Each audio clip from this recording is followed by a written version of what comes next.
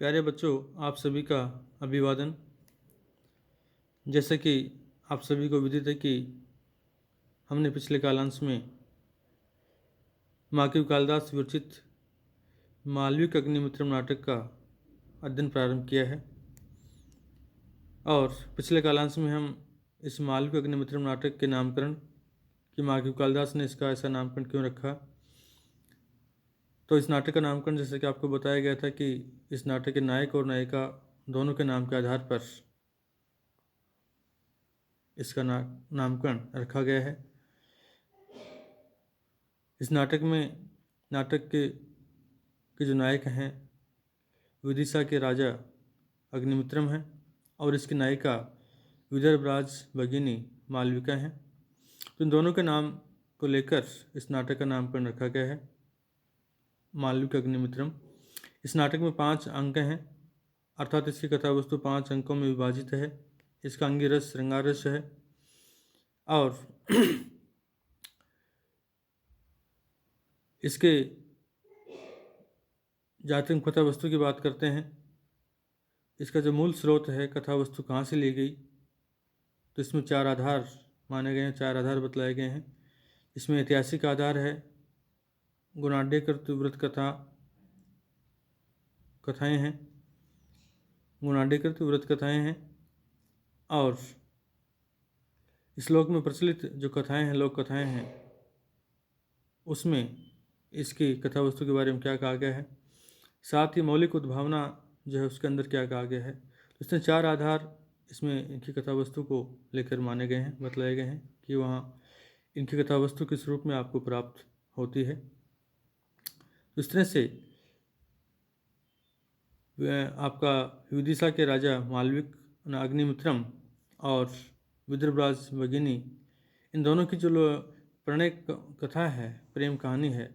वो इस नाटक में माकीव कालिदास ने निबद्ध किए है। इन दोनों की प्रणय कथा जो है वो इस नाटक में इसी कथा वस्तु के रूप में हमें देखने को मिलती है। तो इतनी सी बातें ये जो है पिछले कालांश में आपको बताई जा चुकी हैं। इस नाटक के नामकरण पर चर्चा, इसकी कथा वस्तु का मूल स्रोत क्या है, कहाँ से इसकी कथा वस्तु ली गई है और इसका अंगी रस क्या है, इसकी कथा वस्तु कितने अंकों में विभाजित है, इन सभी बातों पर हम पिछले कालांश में चर्चा कर चुके हैं। आज हम इसका प्रथम श्लोक देखेंगे, उसका अध्ययन करेंगे। तो सबसे पहले मैं ये बता दूं कि माकीव कालिदास ने अपने इस नाटक के प्रारंभ में अपने इष्ट देव भगवान शंकर शिव की स्तुति की है। जैसे कि आपको बताया जा चुका कि मंगलाचरण जब भी कोई कवि विद्वान लेखक इस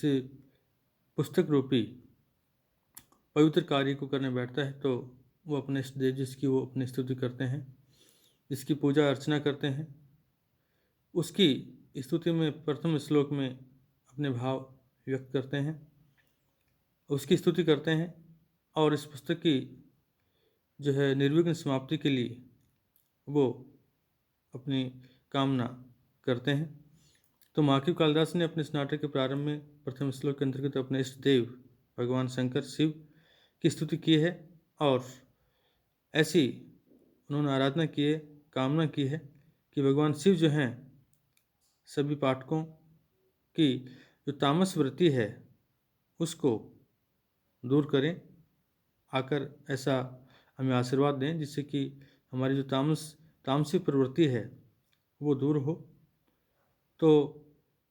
इस तरह से माकीव कालिदास ने इसमें मंगलाचरण के रूप में अपने इष्ट देव भगवान शंकर की स्तुति की है। और मंगलाचरण जैसे कि बताया गया आपको 3 प्रकार का होता है, नमस्कारात्मक, आशीर्वादात्मक और वस्तु निर्देशात्मक। तो इसमें जैसे कि अंत में जाकर जो कामना की गई है कि पाठकों की, दर्शकों की जो बिना, ये नाटक है आपका, तो जो दर्शक हैं उनकी जो तामसी वृत्ति है वो दूर हो, ऐसी उन्होंने इसमें कामना की है कि आप आकर आशीर्वाद दें जिससे कि हमारी जो तामसी वृत्ति है वो दूर हो। तो आशीर्वादात्मक जो आपका मंगलाचरण है वो इसमें दृष्टिगोचर होता है, इसमें किया गया है। तो आज हम अभी इसका अध्ययन करेंगे कि इसमें जो पहला आपका श्लोक है, एक ऐश्वर्य स्थितो अपि परिणत बहुफले ये स्वयं कृति वासा कांता सम्मिश्र देहो अपि अविश्य मनसाम ये पुरस्ताद यतीनाम अष्टाभिर्यस्य कृतस्नम जगत अपि तनुभि बिभ्रतो नाभिमान न प्लस अभिमान अर्थात नाभिमान है न अभिमान है सन्मार्ग लोकनाय व्यपनयतु से वै तामसिम व्रतिम ईश है व्रति मिश है इसको हम तोड़ेंगे तो व्रतिम ईश है। तो प्रणतः बहुफले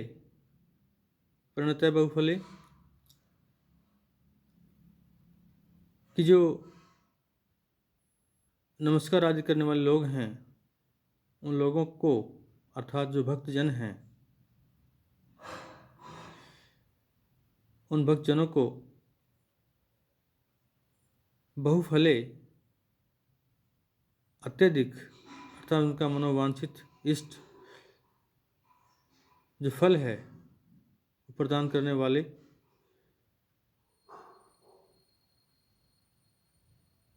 और एक ऐश्वर्य और एक अलौकिक अद्वितीय ऐश्वर्य से युक्त और स्थितोपि एक अलौकिक ऐश्वर्य से स्थितोपि युक्त संयुक्त होने पर भी यह जो स्वयं भगवान शिव जो हैं वो सदैव कृतिवासा की जो व्याघ्र चर्म है व्याघ्र की जो चमड़ी है चर्म है उसको उसके वस्त्र को उसके वस्त्र को धारण किए हुए रहते हैं या उसको वस्त्र के रूप में धारण करते हैं। कांता सम्मिश्र देह अपि और कांता सम्मिश्र अपि कि कांता अर्थात रमणी रत्न उस गौरी के देह अपि शरीर से सम्मिश्र नित्य संबद्ध होने पर भी कांता रमणी रतन उस गौरी के देह शरीर से सम्मिश्र अपि नित्य संबद्ध संयुक्त होने पर अभी भी अविषय मनसाम की विषय भोगों से दूर रहने वाले विषय भोगों से रहित मन वाले अर्थात जो विषयों का भोग करने से दूर हैं या विषयों का भोग करने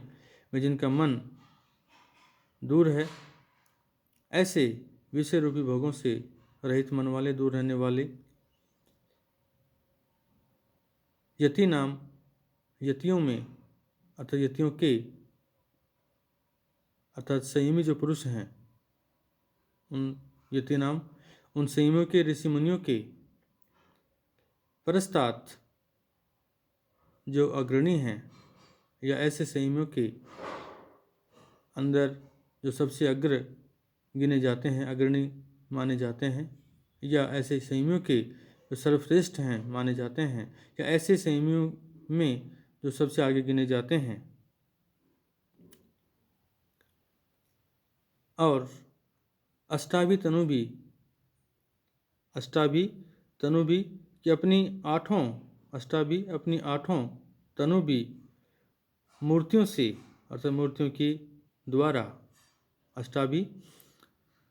आपका विस्परते अष्टाभी तृतीय बहुवचन आपकी कि अष्टाभी अपनी आठों जो है जो तनु भी अष्टाभी तनु भी अपनी आठों तनु भी मूर्तियों के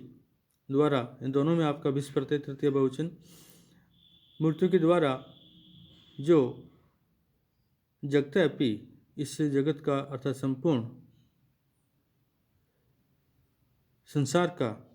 कृतस्नम संपूर्ण जगत अपि संसार का भी विभ्रतो भरण पोषण करने वाले हैं भरण पोषण करने वाले हैं और अपनी आठों मूर्तियों से समग्र विश्व का भरण पोषण करने वाले होने के उपरांत भी अस्य अभिमानन है, अस्य इन भगवान शिव को अभिमानन है, किसी भी तरह का कोई अभिमान अहंकार आदि नहीं है, अर्थात अभिमान अहंकार आदि से रहित हैं। तो स ऐसे वह भगवान, स इसे ऐसे वे ईश्वर भगवान शंकर, वही आप लोगों की अर्थात हम सभी को सन्मार्ग लोकनाय श्रेष्ठ मार्ग दिखाने के लिए, सन्मार्ग पर चलने के लिए, या हमें अपने जीवन में किस मार्ग पर चलना चाहिए ऐसा श्रेष्ठ मार्ग दिखाने के लिए, या मोक्ष आदि के उपाय बताए जाने के लिए ये जो तामसिक व्रतिम जो हमारी तामसी वृत्ति है, जो तामस आचरण है, उस तामस आचरण को व्यपनयतु दूर करें, हमसे दूर भगाएं, या उस तामसी वृत्ति को, तामस आचरण को वो दूर करें। तो इस तरह की जो है इस श्लोक के अंतर्गत भगवान शिव से जो है दर्शकों के लिए कामना की गई है कि जो तामस वृत्ति है उसको दूर करें, दूर भगाएं। तो इस तरह से यह है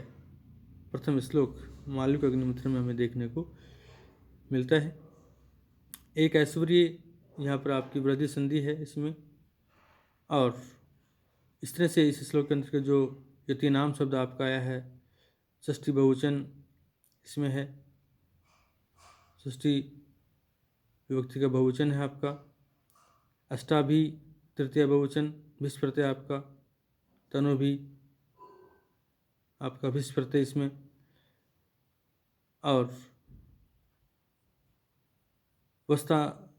वस्तामसिम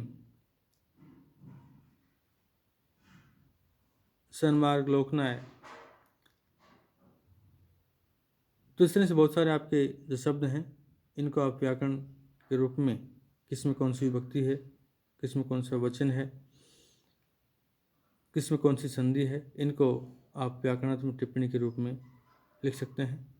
तो आज आपका प्रथम श्लोक जो है आपको जो उसका अध्ययन कराया गया उसका अर्थ आपको बतलाया गया। अगले कालांश में हम अगला श्लोक देखेंगे।